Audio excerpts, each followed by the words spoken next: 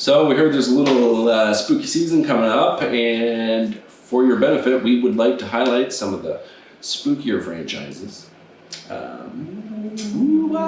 Just to get you in the spirit, let you know that, we're thinking of you, trying to cover your bases.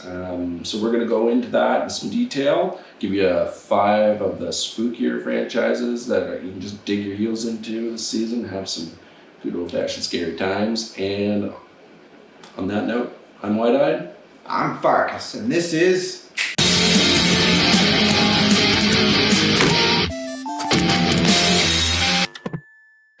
The Aged Gamer. And this is the top 5 Halloween video game franchises to digest. Yum. Just like a zombie digests your face. Alright. Yes. So, what's the first one on the list? First one is a franchise that sadly is not ongoing at the moment. If there's a petition online to keep this going, sign it 10 times. Find your friends, get all your friends to sign it. Every single one of them. Even if you have no friends, make some. Get them to sign it. Get your cat to sign it. There's a kitty. Whatever. Yeah, this was... Yeah. And that franchise is Dead Space. No surprise. Maybe some surprise. Very spooky, awesome franchise. Kind of a sci-fi horror vibe. Awesome all the way through. I love that game so much. To this day, I think I played it. It's the horror games. It's funny. I wouldn't consider myself a horror aficionado. I do like horror games, but it's funny when I like them. I play them multiple times. This was when I played it multiple times. I played it quite a few times too, and I even I rebought it on the Xbox One online store just because it's backwards compatible. Just so people know, it is a little bit of an older franchise. It was last gen, so it was like on PS3. I imagine it's available on PS Now or something of that sort. Xbox 360. It is available on the Xbox One through backwards compatibility. Sadly, no Switch port. I played it on PC, I think. I originally played it. And yeah, spooky all the way through. Very, very good, a very good atmosphere in the game. Protagonist, although I feel he's kind of sparse on purpose. He's kind of like the Doom guy sparseness. It gives you that kind of like bleak. Doesn't talk, but he doesn't need to because the situation he's thrust into is just really interesting. And like there's some novelty things in the game where like you could like, I remember it was really cool, you could shoot off like limbs and stuff, and so like things would come at you and they'd be all moving weird, and you'd be like, make sure it doesn't have any of those weird arms that it's coming at me with. Yeah, and at the time it had this mechanic that was actually purposeful, where like a lot of shooters that were coming out at the time had like boom headshot kind of thing. Mm-hmm. So if you actually pull off headshots in this game, it makes the monster stronger in a lot of cases, because they want you to kind of think about it. Think and plan how you deal with the monsters. And the protagonist is actually an engineer, so all of his weapons are kind of like makeshift, built on the fly kind of things that maybe weren't necessarily meant to be weapons. He just kind of rigs them into them. Number two is a franchise that should be no stranger to anybody really, but we do ourselves a huge disservice not to mention it, and that's the Resident Evil. Resident Evil. I think there are some highlights in this series that you probably want to pull out. For me personally, it'd be like Resident Evil 2 Remake, Resident Evil 3 Remake, Resident Evil 4, I still really enjoy, and Resident Evil 7, obviously. Yeah, and even Resident Evil 4, I think, has literally been ported to everything, including your toaster. Yeah, probably all of them, to be honest, except for like the newer ones, like 1, 2. 0. I think even 1 and 2 are available on the Switch. And yeah, Switch has like everything. Yeah. It's one of the Capcom really dumped almost everything except for 7. I know they had some weird sort of Stream 7 service at one point. It didn't go past Japan, I guess, but so sorry, Switch players, they can't play the modern RE engine ones, but if you have a PlayStation or an Xbox, definitely look into it, because some of those games are mind-blowingly scary.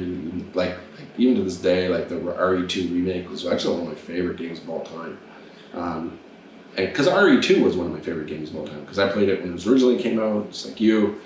And, you know, it was scary then. What they did with it now was just mind-blowing. It picked up and added all kinds of good stuff. Like, I couldn't imagine a better remake in a lot of ways. There are some problems with it, but not many, to be honest. Well, just to caution some people, some of the entries in the Resident Evil franchise got a little bit action-oriented. They were never bad games, per se, but like Resident Evil 5 and 6 had a very heavy emphasis on like punching your way through the zombies.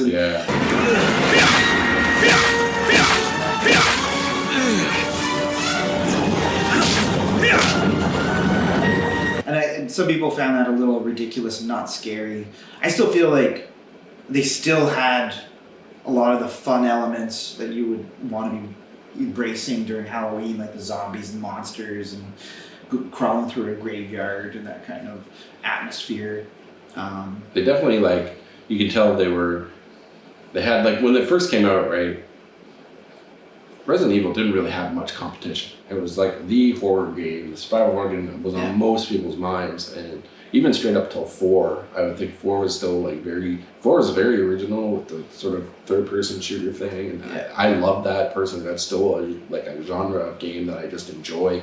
So, you know, it stayed very true to horror up till about that point. Like I said, those two games, 5 and 6, kind of ventured off into I think they just at that point they had like competition in the realm of third-person shooter. You start seeing Gears of War and all these other action games that were doing Dead Space actually in all technicality.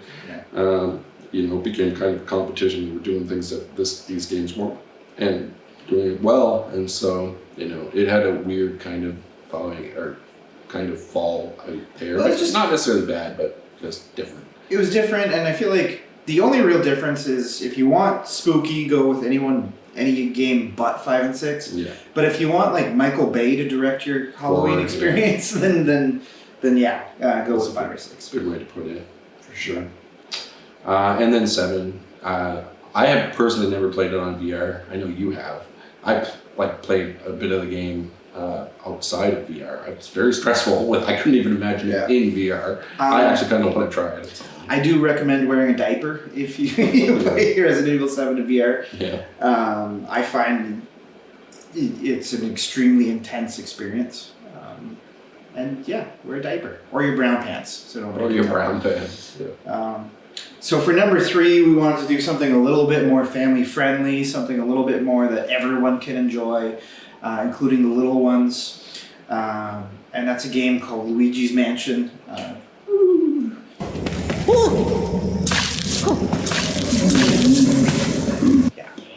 There's no. Oh yeah, there's just a proton pack kind of thing. I find Luigi's Mansion is a little bit like the Ghostbusters game we never got, and I shouldn't say that because there was a Ghostbusters game, but it did come, apparently it wasn't terrible, but I never tried it. Yeah, neither of us have played it. That's why it's not on the list. But Luigi's Mansion is very family friendly, very like Scooby-Doo kind of Halloween vibe. Yeah, Nintendo threw their hat in the ring. It was like, let's see what we can do. You know, like typical like Nintendo, it's family oriented. It's mostly to be fun than it is to be scary. But it does put you in the spirit of things. Like the first one was fantastic for that. I remember when I first got the first Luigi's Mansion. That game is like, I don't even know if it's fair to. At one point, you would call it maybe a cult classic of a game, but now with the way Nintendo's just taken off, it's just becoming one of its main type of games now. Yeah. Like, the fact that it came so early on in the life cycle of the Switch is telling. Yeah. So they weren't afraid to like. I mean, it seems kind of niche, but at the same time, Nintendo can make something that's niche, not niche by power of its brand, right? So. Yeah, and in terms of like, if you have a family. You want a game that's not going to horrify the little ones. It might but might still get everyone in the kind of the spirit of the spooky trick or treat, Scooby-Doo kind of thing. Cause, that's the vibe. It's very important, I think, that Halloween is for everybody. So that's why we included that on this list. Yeah, they're fun games. You can't really go wrong. And it does get you in the spirit. It does make you start thinking, I gotta watch some horror movies. Let's put on Nightmare Before Christmas or something. I don't know. Something. It just gets you in that spirit. So, the next one is the Until Dawn series. Really highlighted by the game Until Dawn. I mean, I know there's a lot of other branches of the games, which we'll talk about, but that game, when it came out, was a lot of fun for me because it was like you're just participating in an old 80s horror movie. Yeah, and one of the reasons why we included this on this list as well is because it's one of the few games where it's really fun for a party, like for other people watching people play. 2 or 3 people. Yeah, because I played it quite a few times with the crowd, and they start shouting, "No, you should go down here! No, you should go over there!" And the person playing it is like, "Ah!" It's kind of like a build your own adventure style game. So like it lays out everything in a nice pace that 2 or 3 people can kind of just sort of like try to decide and have fun with it. Yeah, and then all your choices matter. So. Yeah, and speaking of VR, there's also a VR entry with Until Dawn: Rush of Blood, which I highly recommend is one of the spookiest and scariest VR experiences that you can get. Yeah, it was good. Yeah. And then after... I did try that. Yeah. And actually there's 2 VR experiences. There's Rush of Blood, and then there's The Inpatient, which is a little bit more story-oriented and a slow crawl. And then after they released that game, they came out with a franchise called the Dark Pictures Anthology. So roughly about once every 6 months to a year, they're going to publish a different game. The last one was Man of Medan. There's one coming up very close to Halloween. It's actually supposed to have the release date of October 28th, which is Little Hope, which is supposed to take place during like the Salem witch trials kind of era. Not much of the story has really been revealed, but looks like a spooky good time. They do a very good job. Hitting the kind of the Halloween horror vibe of like, I don't know about you, but I like me and my wife, you do this on a probably everyday basis all year round, but like for us, September hits, we're watching horror movies almost every night, and that game just it can take its place because it feels like that sort of experience done right. Where all your choices matter. It's really fun. Like you said, all the VR incidents were really good too. So, number 5. Well, before we do number 5, there was an honorable mention that I really wanted to mention.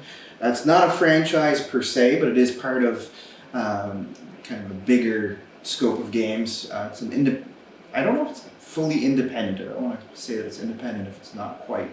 But it's made by a little company called Funcom. And that was a game that came out a little while back called Moons of Madness.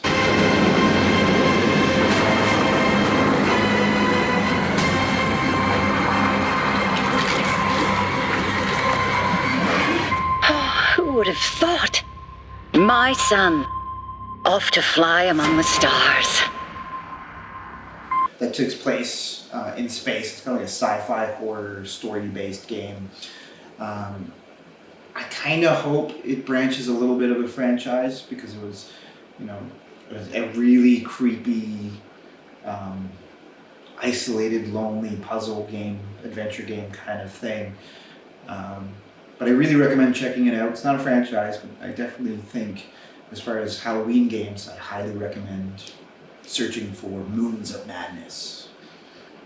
But now it's number 5. Those moons be mad, yo. That's my phone. That was pretty good. Yeah. So the 5th series we wanted to go for the Halloweeny, to feel Halloweeny. Can we say feeling your Halloweeny? You feel your Halloween on, yo. Yeah. Is the Castlevania series.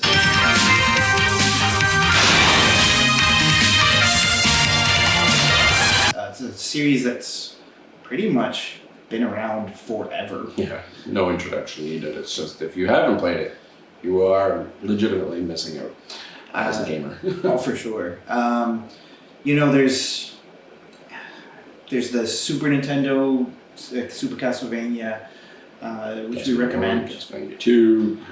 Symphony of the Night and Rondo of Blood are kind of very honorable mentions in the series. Yeah.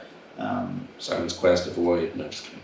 I know people. That was a very strange one, actually. People, it had some. It definitely marched the beat of its own drum a bit. Actually, a little while back on the end of the PS3 cycle, they came out with a series called Lords of Shadow, which played a little bit like Shadow of the Colossus meets Castlevania, and I actually do recommend that. It had a really, really fun vibe to it. Really, very, very lonely wander through these decrepit castles, finding these big, huge monsters to crawl on top of, kind of thing. Well, it's just any entry in the Castlevania series that you can get your hands on will have a nice, creepy, crawly skeletons wandering around, Michael Jackson thriller kind of vibe to it, with a little bit more of a serious tone, obviously, but definitely that, in a moonlit night kind of. Yeah, it has the kind of like the lighter side of horror, kind of like Luigi's Mansion to some degree, in that it just puts you in the spirit of Halloween. Not that you really need it to be Halloween to play these games, you really don't, but if you're going to be in the market for some spooks and some themed things, that you really can't go wrong with any of these choices. They're all solid picks. You could pick a game. That's why we did franchises, because if you're going to dig in, you might just dig into a franchise. It's like I kind of do that in the Halloween season, where I'll just look. I'll be like, I never played this, so to get in the spirit of something, I'll just dig into a new franchise, or maybe I'll go to a franchise that I started with a long time ago, and maybe I didn't get the newest game or whatever, and I'll go back to it, type of thing. So hopefully this list helps and finds everybody, some choices that maybe they overlooked or what have you, or maybe just forgot about. Maybe there's a game in one of these that you skipped that you just kind of want to go back to. You could do that.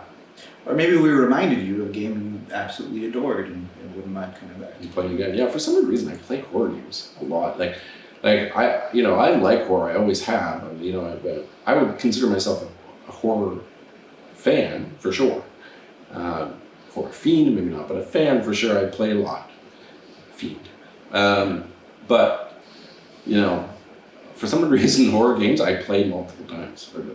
Like even games that have darker themes, sometimes I do, and I play multiple times. Most of these games I've played multiple times, honestly. It's really bizarre, but maybe I'm more of a horror guy than I like to pretend sometimes. But on that note, come in, folks, come in. So, for some of you, you probably don't realize that the man, the myth, the quasi-legend, Man, they just don't know that legend. legend. But anyways, he's a bit of a horror fiend. And, this list, in some regards, is kind of like a very intro level. So I know he's been bubbling over there and bursting at the seams and, trying to keep his mouth shut because of all these weird crap games that nobody ever heard of. Just kidding, they're probably better than crap. But they're horror related because he loves horror. So, on that note, we have a fun little challenge for this man.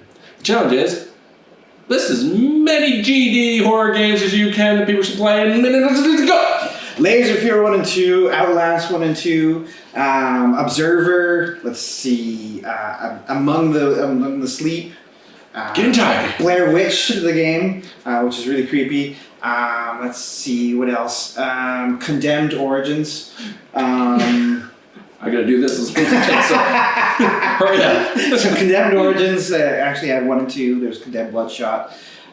There's also, what was the name of it? The Ties That Bind was a really good one. The Suffering.